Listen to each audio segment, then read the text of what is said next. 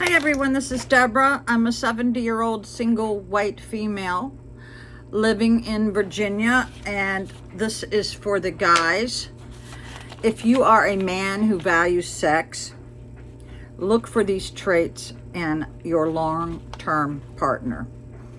Her love language, if her love language is touch, cuddling, kissing, massaging, she hugs and touches family and friends as well, that's a good indication that she's going to be that same way with you. If she doesn't think that some sexual acts or body parts are gross, that's important. I know a lot of women wouldn't even think of doing some of the things that I've done. Oh my God. I think it's all nature. Okay. If she's had many enjoyable sexual encounters in her life, which either means a healthy sex life with a long-term partner, which would be my situation, or several other past partners, or both.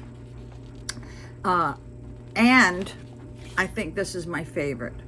If she shares her sexual fantasies with you. Yeah.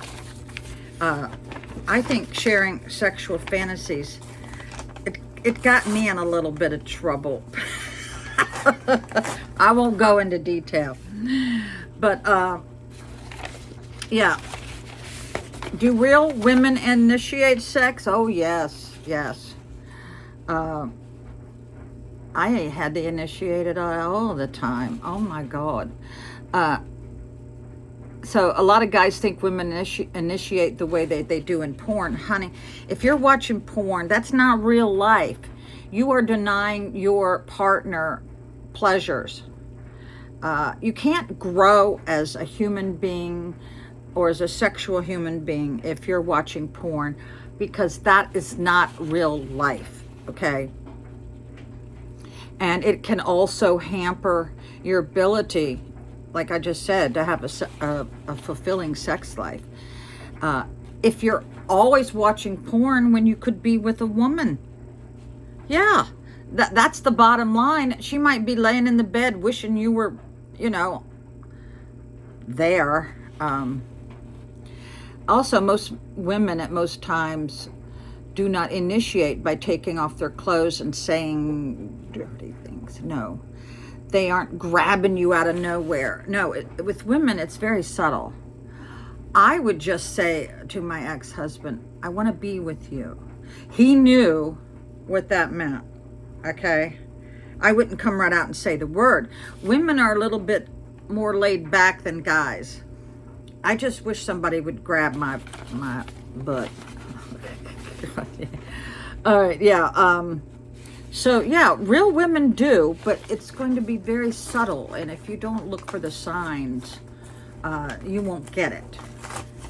Because women are very different than men. Okay, so here's some more stuff. No matter how innocent a woman or a lady looks, you need to know these things. Now, I've got notes, so I have to read off of them. Most ladies are not dating just one man. They're always a backup. Okay? There's always a backup. I remember I was in high school before I met my soon-to-be husband. I had 5 boyfriends at any one time. None of them serious, but and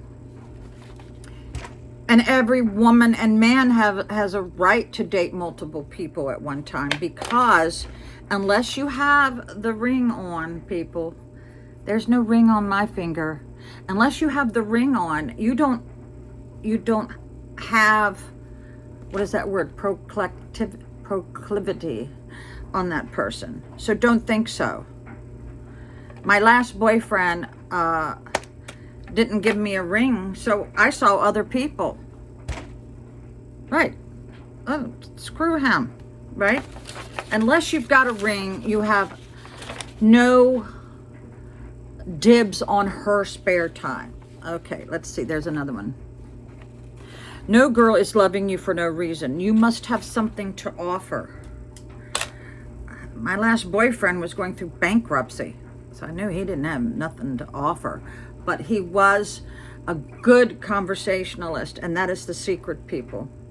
I've been lately talking to a man that's I've known for 50 years, maybe longer. He's a great conversationalist. If you can't get on the phone and have some topics to ask the girl in your life, you're going to bore her silly.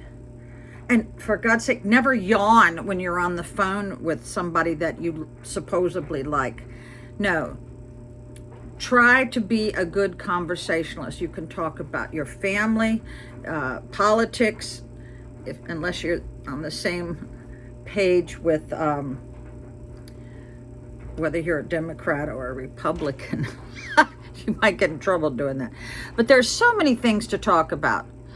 But I also know that my last boyfriend never had an agenda. He never took me anywhere. So I had to be the one to initiate going to. I took him to where I used to live in in Ocean City. I took him to Stratford Hall.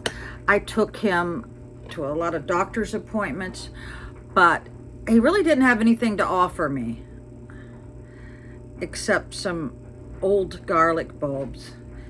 I was fixing him dinner one night and he had an old garlic bulb. He said, just use it. And I didn't want to. And he gave me a hard time over that, over a garlic bulb. Yeah.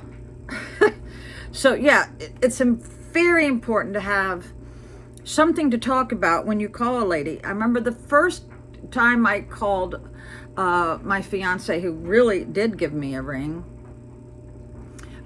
he never talked.